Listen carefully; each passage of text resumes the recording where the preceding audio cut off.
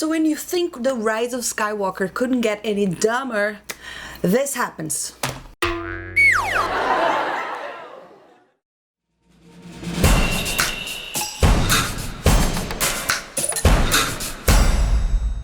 What's up, everybody? Today I'm here to rant a little bit more about the most nonsensical Star Wars film called The Rise of Skywalker.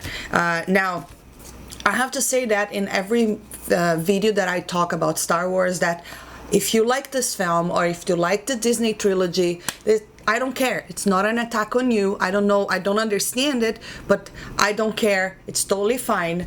But I have to point out the stupid things that Lucasfilm has been doing with this franchise, because to me it's very frustrating as a Star Wars fan. So okay, let's have a look at this article over here at Screen Rant. So guess what, guys? So Palpatine, you know how we're always wondering, all of us were wondering, oh my god, how is he back? I mean, who cares? There's no explanation in the film how he's back. But apparently now the novelization, because that's how movies are supposed to be right now, you know, you don't get all the explanations from the movie itself. You need to buy a book, read the book to understand plot lines. I mean, go figure.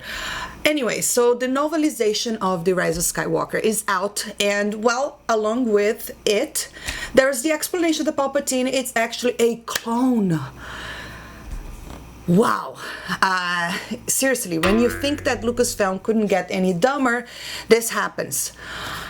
So to me, I even have even more questions. You know, like the first thing that they did when they bought Star Wars, right? Lucasfilm bought, not Lucasfilm, when Disney bought Star Wars from George Lucas, the first thing they did was to take a bunch of stuff that was supposedly canon and just say, okay, this is no longer canon. But now all of these little stories from the EU and Legends, that's what they're kind of using here, you know, and then calling it original. I mean, we all know this is not original. There is a storyline of Palpatine coming back as a clone already, but whatever. Anyway, so this is the explanation over here. I don't really understand why they're saying that he's a clone. I mean, to me, it doesn't really matter anymore, because talking about Star Wars right now, it's not even as much fun as it used to be, you know. Like, I feel like there was a lot of backlash during the prequel era, which I was not part of because I grew up with the prequels and I actually loved the prequels. But at the same time, it was kind of fun in a way to have those kind of arguments. But these new films, this kind of arguments are no longer fun. It's mostly, I think it's because he really kind of destroyed everything that was so great about Star Wars.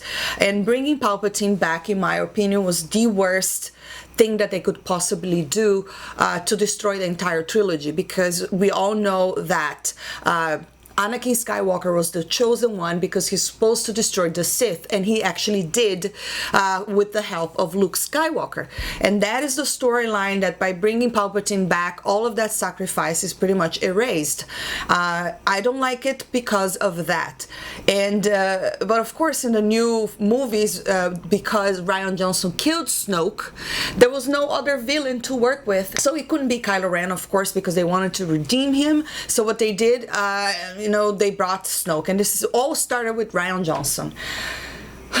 But anyway, so Star Wars confirms Palpatine was a clone in Rise of Skywalker. So the novelization of Star Wars Rise of Skywalker finally reveals the truth about how Palpatine survived. He was a clone all along. So this is not the Palpatine from the original films.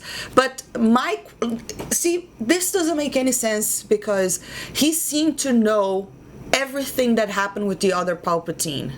I mean, how does the memory is transferred? To me, it doesn't make any sense. The original Palpatine died, but he knew this new Palpatine knew all the details that happened before. So how does that happen? When you clone someone, you clone their memories too? Is that how it works? I mean, none of this makes sense to me anyways. But anyways, why are they even calling him a clone? I don't know. And to be quite honest, don't care that much, but to me this is just proof of how incompetent Lucasfilm have been when it comes to telling Star Wars stories. So the novelization of Star Wars Rise of Skywalker confirms Palpatine was a clone. The Disney era of Star Wars has frequently used novelization to tie up loose ends. You mean the Disney Star Wars, right? From the films themselves. In the case of Star Wars Rise of Skywalker, the film had startling number of plot holes that writer Ray Carson will surely be hoping to navigate. I mean, even the article itself is talking about the plot holes. I think no movie is actually perfect to the point that you can nitpick anything. Every single movie you can nitpick things. But when you're watching a film and the plot holes are so massive that it's actually taking you away from the experience itself, that's when the problem happens. And that's, to me, what happened with Rise of Skywalker, because everything is just, you already started on The Last Jedi and then it carried on over here, and to me, I couldn't really enjoy the film. There were some scenes that were okay, the action fine, but I couldn't really enjoy it because it was just so nonsensical, you know. Let's continue here. So marketing for Star Wars Rise of Skywalker had emphasized the unexpected return of Emperor Palpatine, and moviegoers were eager to learn how Darth Sidious had survived his death in Return of the Jedi. Remarkably, the film avoided explaining it all. The Emperor, of course, because, you know, hand waved the question away with the quote from Star Wars Episode 3, Revenge of the Sith. Okay, the dark side of the Force is a pathway to many abilities some would consider unnatural. He observed, it's generally been assumed Carson's novelization will shed a light more on the matters. Although the novelization isn't officially on sale until March 17, Lucasfilm decided to sell advanced copies at this weekend at C2E2 in Chicago, and passages have begun appearing online. So that's how this leaked online, and now we know for sure. So the book does indeed confirm that Emperor Spirit has been transferred into a clone body. Okay, so if his spirit has been transferred, okay, so if his spirit is being transferred, perhaps that's how he has the ability to know what happened in the past. It's still stupid. When Kylo Ren arrives on Exegol and encounters Palpatine, he looks closely at the machinery the Emperor is physically attached to and recognizes from his studies of the Clone Wars. He then deduces Palpatine's dark side spirit is too strong for the clone body and it's causing serious degeneration to it. Okay, so now they explain why he was degenerating like that, because the body could not hold his spirit. So this is the passage on the book over here. So what could you give me? Kylo Ren asked. Emperor Palpatine lived after a fashion, and Kylo could feel in his very bones that this clone body sheltered the Emperor's actual spirit. It was an imperfect vessel, though unable to contain his immense power. It couldn't last much longer. Okay, why couldn't they not say it in the film that he was a clone and that's why he was trying to, you know, consume Rey? I don't even know what was going on in that movie. It was such a mess. There are striking similarities between Palpatine canon's resurrection and his return in the old expanded universe, which Disney made sure to decanonize, right? Like Star Wars Rise of Skywalker, Tone, blah blah blah, Dark Fate miniseries saw Palpatine return, his spirit migrating to a clone body, and he constructed a vast army that incorporated sophisticated super weapons. George Lucas loved Dark Empire. He considered it to the closest thing to his idea of a sequel trilogy and gave copies to Lucasfilm employees as a Christmas present. So they had to bring George Lucas into it, right? I wonder why George Lucas didn't even show up to the premiere. I mean, if he's so you know, in tune with this idea, why would the daddy be there to bless the film? I mean, it's kind of weird for me, but blah, blah, blah, blah, blah. And then there's more explanation over there. You guys can read this on Screen Rant.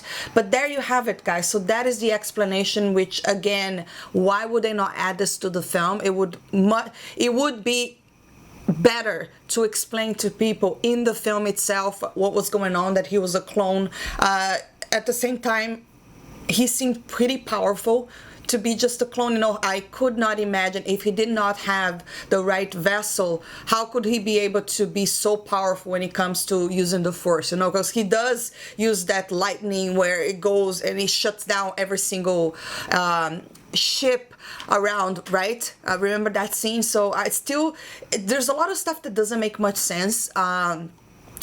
But I guess that's what we can expect from Disney Star Wars. You know, they are not really thinking this film beforehand, and then when the plot holes are out there and the fans are throwing it on the internet, then they sit down and said, oh my god, we gotta fix that. And then they write, the way that they fix it is by writing these stupid books with these explanations. So as if right now we're forced to buy books to understand what's going on in the film. And obviously the other thing that it's apparently showing on these books as well is the fact that the kiss between Kylo Ren and Rey was not romantic. You know, because I believe a lot of people were saying that that is a destructive relationship, he abused her, blah, blah, blah, and that's a lot of the reasons why it's kind of hard to ship them, but there's still a lot of Reylos out there. I see, I'm not against love stories in films, but the fact that he has been abusing her from the very beginning is just kind of weird. It passes a weird message. And now they're saying that, oh, it wasn't a romantic kiss, it was a kiss of, like, she was thanking him. I mean, I'm sorry, but I have pretty good friends that did a lot of really great things to me, and I never have to, you know, thank them by kissing them in the mouth. You know, you say whatever you want, but that was definitely very romantic, you know, like, you know what I mean. It was definitely like a sexual kiss. It was not just oh, let me just thank you for what you did. It's just like, this kind of stuff just shows to me that Lucasfilm has no idea. More Kathleen Kennedy, right, because she was the one in charge of these films and, you know, hiring the writers, and along with whoever else, you know, they decided to not listen to George Lucas or his ideas. They took a completely different direction, and which I wouldn't have been against if they had respected the original characters. If they had not messed with Luke Skywalker, Leia, and Han Solo, it would have been a much better film in my opinion. In fact, I think that this film should have been all the way in the future, not really dealing with this, and perhaps with someone from the Skywalker line. Then you would have been fine. But having to bring all these original characters to just make fun of them, having Leia floating in space, having Luke Skywalker being not Luke Skywalker, have Han Solo going back to what he was at the first film, it just doesn't make any sense to me. But anyways, guys, that is it. So drop your comments down below. I'd love to hear your thoughts on Palpatine being a clone.